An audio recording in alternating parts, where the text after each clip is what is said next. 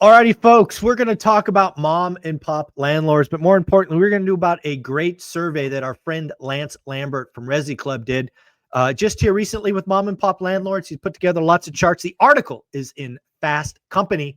And Dana, what I thought we would do is we'd go through some of the pretty charts and just react to them, see if anything shocked us. And first and foremost, though, let's say happy Thanksgiving. We're actually recording this Thanksgiving morning, and it's a holiday, and we're still doing this. So thank you for being here. Thank you for you. I always enjoy your show and your community. Awesome. Well, let's just bring it up. We'll start. Let's see if I can get technology to work this morning with me. And hopefully you can see this now. Yeah?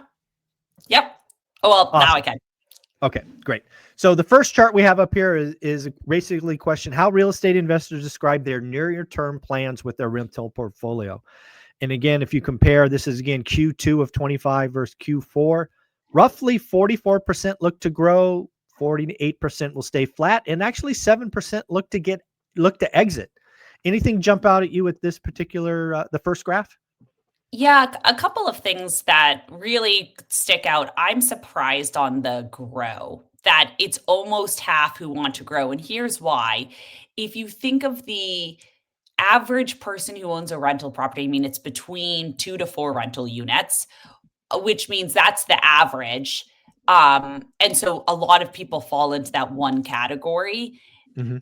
I truly believe there's a lot more accidental landlords out there, and even more so now with interest rates and you locked into them. So I'm very surprised there's that many who are looking to grow their portfolio, because a lot of times I see someone say they only have one rental property and they're just happy with that. It's kind of their small cash flow on the side, small hobby. What gets me excited about this is fantastic for one rental at a time, that, almost half want to continue to think of real estate as an alternative to the stock market, to bonds.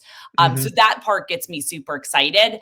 I'm not surprised that there's a dip though in it from 45 to 43%. I'm not surprised that, or I am surprised, not surprised that there's a dip.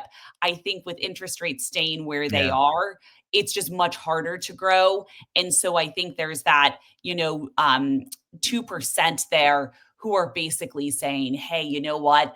Unless I find a great deal, it's not going to happen, just because it's harder to get the numbers to work these days, which is the reality of it. Yeah, I love that. I guess I'll talk about one thing you didn't mention. The other thing I saw is there's always people looking to get out. Now, again, you don't know why they're looking to get out. Are they tired landlords that got burned? Are they Airbnbs that went bust? Or are these folks that are 70 and they're like, hey, I'm going to enjoy the last 20 years of my life or so without rental properties? But yeah, there's always folks looking to grow, stay the same, and get out. Was very interesting to see. So let's go on to the next chart. This one was interesting, talking about the lowest cap rate. Cap rate's really interesting. I don't know that the average mom and pop investor thinks cap rate, but the question nonetheless, real estate investors say they'd accept for their next real estate investment. So it looks like 100% of people would accept 7 or higher. That was interesting. Yeah. Again, I think with the results, well, with this one, when you say they'd accept on yours, this is basically saying that they'll purchase something else if there was this cap rate that they could achieve. Yeah, this or higher. So a 10, 11, a 12, that, they're basically, this says, as I understand the question, I was not part of putting these together, unfortunately, but yeah, it's 7% or higher. And again, you can think of this as cash on cash return. Actually, it's not cash on cash, it's cap rate. With cap rate and cash on cash are not the same. My bad. Right. So this is a no debt, assuming you own it free and clear. That's why. Now, you know what? Let's move on. Mom and pop cap rate gets people confused. I'm surprised with the 3% or lower. I'm like, why do people want to put cash into that? Right. No, go get a high yield savings account. What are you doing, folks? Exactly. Yeah. That one I'm most surprised by. But actually, my key takeaway on this is at least rental owners know what cap rate are. It makes sense where it's going. I think there's a lot of rental owners who just don't even understand the concept of cap rate. So I think from that perspective, at least the numbers are in the right direction there.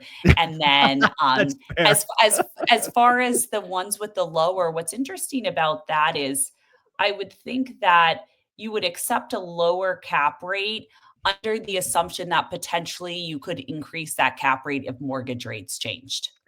Yeah, Lance, if you're watching this one, buddy, anybody at Fast Company, please change this question. If you're interviewing mom and pop investors, stop talking cash, stop talking cap rate. Please put a cash flow number, 200 bucks, 250, 100, something. That's what most mom and pop landlords think.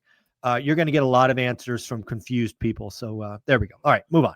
So change the question, Lance. Come on, you're better than that. Next up, this one I thought was fun for him, Lane. How real estate investors manage their own properties, 51%. I'm actually a little surprised it's not bigger than that, but yeah, half the people are self-managing, Dana. You know what's crazy about this is so it's 72% self-manage according to the US Bureau. Their Right. survey, 72% manage. And actually, if you take the light orange and Yep. the self-manage there, Yeah, you get there that almost. equals 72%, and then the business partner or family member. And what I think by that is what I see with a lot of our users on Hemlane, they come on and they say, I'm managing my property, but I've got, Joe Smo on the ground who helps me. I Right. dispatch things to him. He does drive-bys, but I collect the rent. I make the decisions. Sure. I sign the lease. And I think that's kind of mix of self-management and what they consider professional or maybe third-party management. Or maybe there's ones in that 21% who say, as part of my portfolio is out of state, I prefer professional management. Could I've be. got something local, which I feel very comfortable self-managing. Yeah, I think if you add those threes, I'll call it the orange, red, and blue together, dark blue, you get to kind of that 74 number. I think Yeah. that's well said. Yeah. And then the other interesting thing, key takeaway, just in case there's anyone who's in property management listening to this, Hmm. one of the interesting things that I've always brought up is the traditional industry. So those who are property managers are always talking about, how do I get more clients? How do I take them from other professional property managers and run a better shop? And really, what they totally forget is they're only looking at, in this case, 25% of the Hmm. pie. And Right. what they need to do is potentially look at how do they unbundle? How do they offer different types of services? Maybe they have a repair coordinate or a repair team where they say, hey, we can do your repairs, but maybe you collect the rent. So Hmm. thinking about their business differently, I do think it would increase their pie. Right. Because we're looking at a pie chart. So just something to keep in mind if you're thinking about going into property management ever. Yeah, Lance, this is question number 2 I have a problem with. So if you ever want to do one of these surveys again, let's talk, buddy. Because again, I'll read the comment or read the outline and then tell you why I disagree with it. But here we go. The highest mortgage rate real estate investors say they'd accept on their next real estate investment purchase. And again, I would accept, Dana, a 50% interest rate if it meant I could get the deal and the deal with cash flow. Again, the interest rate is not really a governing factor. I wish interest rates were 12%. So again, it's I don't know, a poorly worded kind of question because again, it's not something we think about. At least if you follow one rental at a time, we Mhm. don't bet on appreciation. It's cash flow only, cash flow day one. I think this is a very kind of in the moment question because we're used to 4% mortgage rates and now they're 7. But again, I would accept 12%, 30%, 50% if I still got the deal that cash flowed and I could refi later. Yeah, it's what you preach of do the work, because you have to look at everything. You have to look at everything from insurance costs to property Hmm. taxes, to the interest rate. And once you have all of that and you say, does this cash flow or not? And you can look at cap rate and everything else that goes into evaluating it. But once you do, almost a higher interest rate is better because Yeah. of this. If you're getting a residential loan, you're locked into a 30-year mortgage, maybe a 50-year Yeah. in the future, but you're locked into a 30-year mortgage. And so that rate is not going to increase. The only thing it could do is go down. So Yep. if the Correct. numbers It's a make sense, one-way bet. It's a one-way it bet. Yes. totally. So if the numbers make sense and it's a 50% interest rate, that's even better because you're like, it's most likely only going to go down Exactly. from here and it looks even better. So you have to look at the whole picture there. Love that. We can come up with a better question, Lance. Next time, let's talk, buddy. We can get better questions. This one, the part of looking to buy a real estate property for real estate investors is the most frustrating. I thought this was interesting. Thankfully, I kind of agree with it. Finding the deals that cash flow is the largest one. Yeah, I was gonna say, in my own personal experience, especially right now as I look to purchase more properties, it is the finding of the deals, Hmm. in part because um, it's exhausting no matter where you are, even if you're working with the best agent, Yes. which I've worked with phenomenal ones. And who are out there looking every day for both of us. It's like, hey, I've got this cash. And I think that my biggest problem with it is I have this cash to put down as a down payment and I don't know if other investors have this, but my husband always comes to me and he says, "Well, are you going to purchase that property or not? Because I want to invest this in something." But Yeah, a I got lot to of make it times, work. I got to make it he work. Yeah. what he wants to invest it in is not liquid. So, then I'm sitting in cash or sitting in something that is semi much more liquid, and then Sure. there's this pressure to say, "Get the deal," because it's just sitting there in the bank account, and I'm sure for other investors, it's the same thing. You always have whenever you're investing in real estate, you're thinking of the alternative of what you could spend that money on, and Yeah. if you're doing the work every day and you can't find a great deal, it can be very exhausting for you because you keep thinking of what that alternative is. And again, I think 5 years ago, the numbers penciled out so much better than they do Hmm. now. However, I still agree with you that it's the best time because when you do find that great deal, Yeah. there's not a lot of others in it. Love that. Love that. Where real estate investors first look when they are interested in acquiring a property.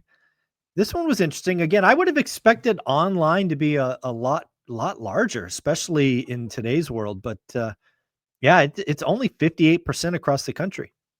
And I want in the comments here where people are getting these off-market deal sources. I want everyone to put in here because if you think about it, in the Midwest, 29% are doing off-market. Yeah. I'm just wondering where and how they're finding those off-market deals, who they're going through for it. Property radar with direct mail, Dana. That's the answer. Property Okay, yeah. radar generating lists. We actually did a. You're actually a part of our school community. You should watch that video with Jason Pritchard. He showed you how to build lists and do direct marketing. Come Yeah. on. Well, I love Property Radar. I use it as well. I'm a Mhm. huge fan of the team there as well. But I'm just surprised there's so many Yeah, me too. who Yeah. do it. Because you're right. I would think it would be like the 10% or 5% in your community that's going and doing the direct mail and all of that.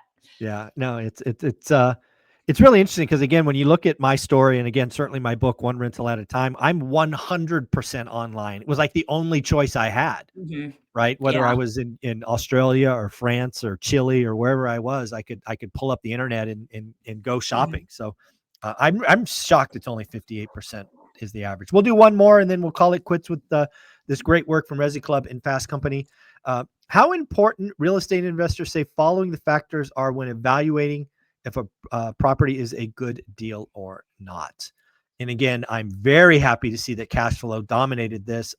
Not really particularly interested in the appreciation one, but I get it. It's the cherry on top. What'd you think of all this one? Yeah, I'm just surprised that cash flow was not important or slightly important for, Somewhat those crazy. for anyone there, those are probably anomalies. Maybe they're investing and maybe it's potentially I'm thinking if it's commercial or something like that, and they're buying the building to operate a restaurant, or I don't know what it is. Something, yeah, maybe. Yeah. Something I'm trying to think of what that is, but yeah, the cash flow one, is definitely the one I would expect. I would just expect it to be very important for a much higher percentage than even 71%. Yeah, couldn't agree more. Well, Dana, we're recording this Thanksgiving morning. I again want to thank you for being here, making time for us. It's important that you show up each and every week, so thank you for that. Any closing thoughts? Yeah, I would say now that it's the holiday season, there's a lot of people who are focused right now on family and holidays. And I think the best present that you can give to your significant other or your family or anyone else is a rental property. So it's a good time to go out and look. Mm. It was great to go through that survey. I absolutely love Resi Club's work and what they do every day. And so definitely continue to go out and look for deals out there. And hopefully, there were some good insights and takeaways from that. Yep, folks, again, we're recording this Thanksgiving morning. Don't forget that this 4-day weekend, Thursday, Friday, Saturday, Sunday, likely are the best 4 days of the year to find motivated sellers. Why? Because the buyers are asleep. Real estate agents are asleep. Everybody's asleep, but you better bet I will be looking. I might even be writing some offers this weekend because I want to be shopping when no one else is. Dana, you're amazing. Have a great day. Thank you.